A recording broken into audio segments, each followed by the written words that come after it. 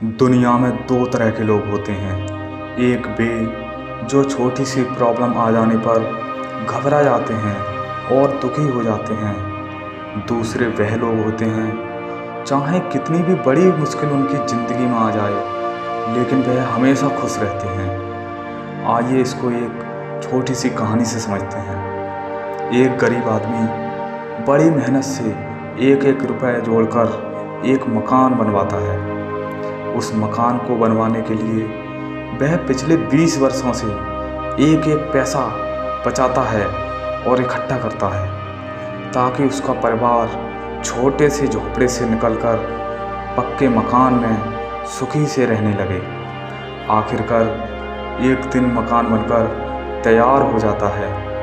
उसके बाद वह पंडित से पूछकर गृह प्रवेश के लिए शुभ दिन निश्चित करता है। लेकिन गृह प्रवेश के 2 दिन पहले ही भूकंप आता है और उसका मकान पूरी तरह ध्वस्त हो जाता है। यह खबर जब उस आदमी को पता चलती है तो वह दौड़ा दौड़ा बाजार जाता है और मिठाई खरीद कर ले आता है। मिठाई लेकर वह घटना स्थल पर पहुंचता है जहां काफ़ी लोगों की भीड़ इकट्ठा थी और उसके मकान के गिरने का अफसोस जाहिर कर रहे थे। ओह, बेचारे के साथ बहुत बुरा हुआ। कितनी मुश्किल से एक एक पैसा जोड़कर उसने मकान बनवाया था।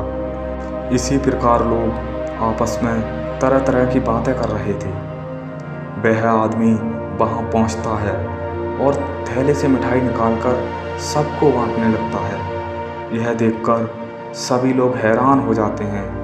तभी उसका एक मित्र उससे कहता है, कहीं तुम पागल तो नहीं हो गए? तुम्हारा घर गिर गया है, तुम्हारे जीवन भर की कमाई बर्बाद हो गई और तुम खुश होकर मिठाई बांट रहे हो।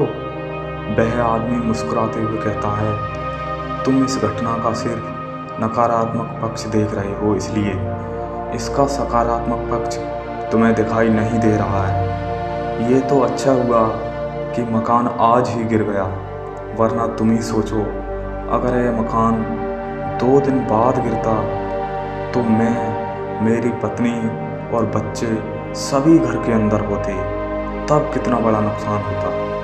दोस्तों, इस कहानी से आपको समझ आ गया होगा कि सकारात्मक और नकारात्मक सोच में क्या अंतर है। यदि वह व्यक्ति नकारात्मक दृष्टिकोण से सोचता तो शायद वह डिप्रेशन का शिकार हो जाता, लेकिन केवल एक सोच ने उसके दुख को सुख में परिवर्तित कर दिया।